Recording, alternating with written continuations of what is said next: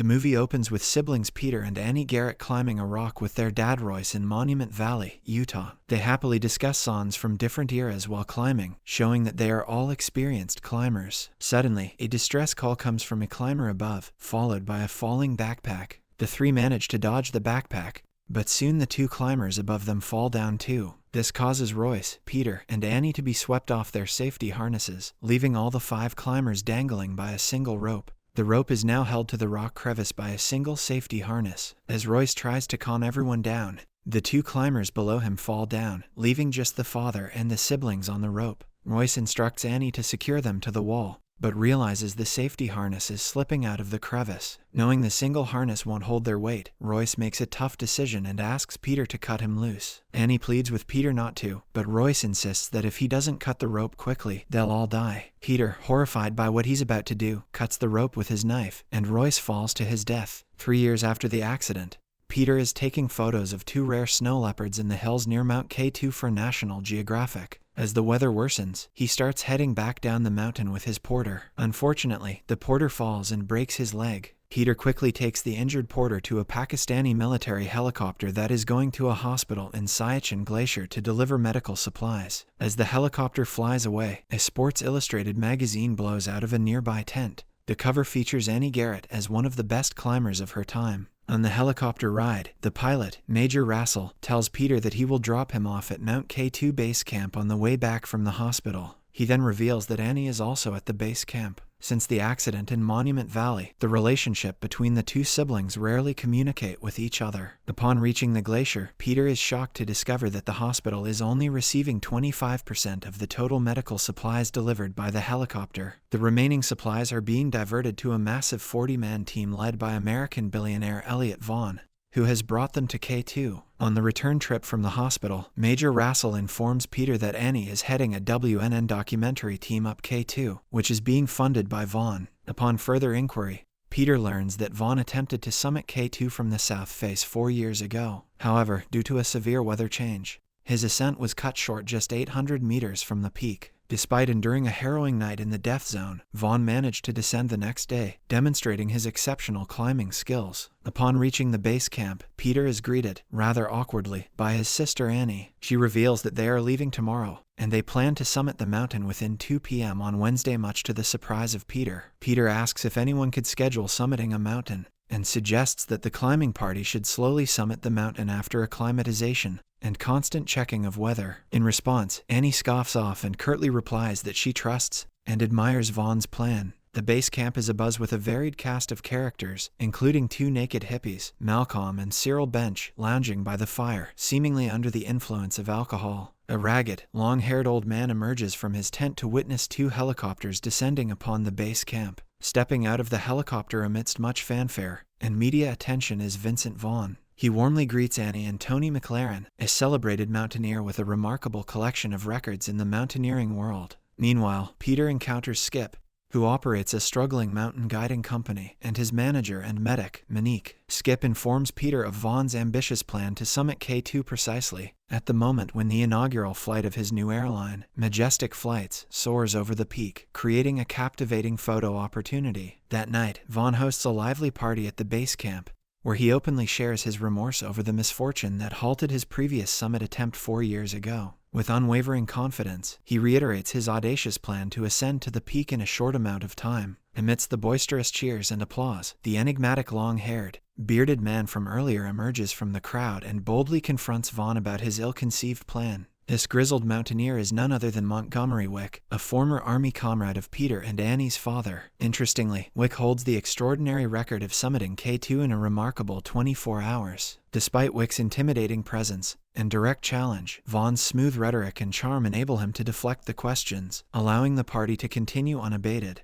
Later, under the cloak of darkness, Wick shaves his beard and sets off towards the mountain. Meanwhile, Peter seeks out his sister, Annie, in her tent, where their simmering tensions erupt. Annie, still grappling with the weight of their father's death, holds Peter accountable for his demise. She confronts him, questioning his decision to abandon climbing. With a tearful farewell, Peter wishes his sister well, and departs. The day of the ascent comes and Vaughn's teammate of Annie, McLaren, himself, Mountaineer Ali Nazir, and one other bid their base support team farewell. As Peter watches the helicopters fly away, he notices a small stone memorial for Mayana Wick, Montgomery's late wife. As the climbing party ascends K2, first Vaughn and then McLaren notice spindrift blowing off the mountain's summit. In the high mountains, spindrift is a sign of an approaching storm and potential avalanche, so McLaren contacts the base team for a weather update. He learns that a storm is brewing that could potentially reach their location. But Annie suggests they continue climbing as the storm might head east, away from them. McLaren argues that he cannot risk a storm at 26 feet for a publicity stunt, to which Vaughn replies that he doesn't care about the publicity.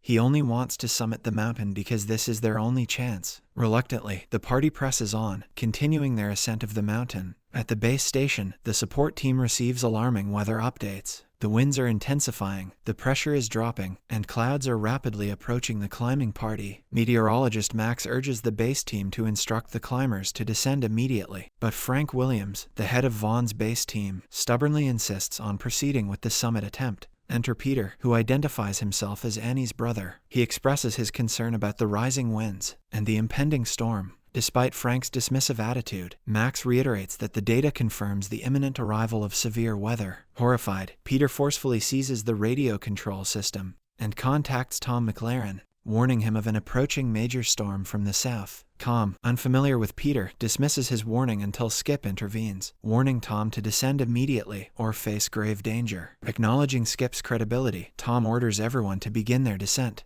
However, Vaughn manages to manipulate Tom into keeping the climb going by labeling Skip as a second-class hustler who wishes he could be in Tom's shoes. The storm suddenly arrives, forcing Tom to descend, followed by a disgruntled Vaughn. However, before they can secure their footing in the raging blizzard, Annie slips into a crevasse, pulling Elliot Vaughn with her. To make matters worse, an avalanche slams into the area, sweeping McLaren into the crevasse and killing the other two climbers in their party. McLaren survives the fall with severe injuries, but they lose contact with the base camp. Back at the base camp, a somber mood prevails as attempts to establish contact with the climbers prove futile. However, Peter devises an ingenious plan to connect with his sister through Morse code using the damaged radio signal. Annie successfully receives the message, much to the relief of both Vaughn and McLaren. With this breakthrough, the base camp receives confirmation that at least 3 climbers, Annie, Vaughn, and McLaren, are alive and trapped in the crevice. Peter immediately takes charge, formulating a rescue plan to save them. He proposes acquiring explosive nitroglycerin canisters from the Pakistani army to aid in clearing the crevice for access. Initially, everyone except Skip hesitates to join the rescue mission due to the extreme risks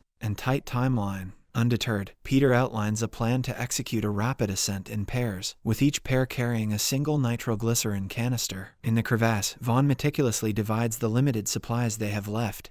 Half a cup of water for each person every 2 hours, followed by fuel cells to melt water from ice, and finally, dexamethasone syringes as a last resort. Insufficient water could lead to deadly pulmonary edema. Back at the base camp, facing the urgency of time, Peter devises a plan to send a rescue team via helicopter to an altitude of 21 feet. Giving them a mere 22 hours to locate and rescue the survivors. Skip recommends enlisting Montgomery Wick for the rescue mission, revealing Wick's heroic act 4 years ago. During that summit attempt, a 9-member American climbing team, including Elliot Vaughn and Wick's wife, lost their way. Despite knowing he couldn't save his wife, Wick ventured up the mountain alone and miraculously rescued 3 fellow climbers, enduring severe frostbite that resulted in the loss of his toes. Such unwavering determination is precisely what they need now. After careful consideration and a $500,000 check from Frank Williams, a rescue team is assembled. Peter, Skip, brothers Malcolm and Cyril Bench, and Monique. They locate Wick in a tent high up on the mountain and plead with him to join the expedition. Initially reluctant, Wick agrees upon learning that Vaughn will be part of the rescue effort. However, Wick quickly establishes his authority, instructing Skip to return to base due to his distrust of Vaughn's team. Wick then pairs Cyril with Monique, Malcolm with Kareem, who is Ali Nazar's cousin, and finally, himself with Peter. In the next scene, we see that the rescue team has a near-fatal airdrop at 21 feet, after which they split up, taking different routes to find the survivors. The scene shifts to the survivors in the crevasse, where McLaren is visibly struggling. Vaughn coldly suggests not wasting the precious dexamethasone syringes on McLaren, claiming that there's no way the rescuers can carry him down from that altitude. Annie vehemently opposes this plan, reminded of the incident in Monument Valley, and McLaren also refuses to accept his fate. Meanwhile, Peter finds it difficult to match Wick's pace, and they engage in a heated argument when Peter realizes that Wick's primary motivation is revenge against Vaughn rather than the rescue itself. A little later, Wick manages to establish contact with the Vaughn despite their differences, and Vaughn informs him that Annie is starting to show signs of edema. Tensions escalate within the crevasse as Annie exhibits early symptoms of pulmonary edema. Vaughn blames Tom for this, accusing him of allowing Annie to inject herself with a dexamethasone syringe prematurely. Kong counters that Vaughn could easily give Annie one of his syringes since he's not yet sick, but Vaughn stubbornly refuses. Determined to save herself and Tom, Annie embarks on a perilous mission to cross to the other side of the crevice and retrieve Ali Nazir's backpack. Despite narrowly escaping death, she successfully retrieves the backpack and discovers 4 more dexamethasone syringes. She immediately injects herself and Tom, much to Vaughn's disapproval. Amidst the harsh terrain, Monique and Cyril encounter a devastating setback when Cyril loses his footing, causing the nitroglycerin canister to plummet down a steep rock face. The resulting explosion triggers an avalanche, tragically sweeping Cyril to his death. Monique, barely escaping the avalanche's wrath, manages to rejoin Peter and Wick. News reaches the base team that the nitroglycerin canisters are highly volatile and prone to explosions, even when stored within secure containers. Upon receiving this critical information, Skip alerts Wick, who promptly instructs Peter to move their canister into the shade. They also manage to warn Malcolm and Kareem, who hastily move their canister as well. Unfortunately, they fail to notice a leak developing in their canister. As the nitroglycerin seeps out and comes into contact with sunlight, it ignites in a catastrophic explosion,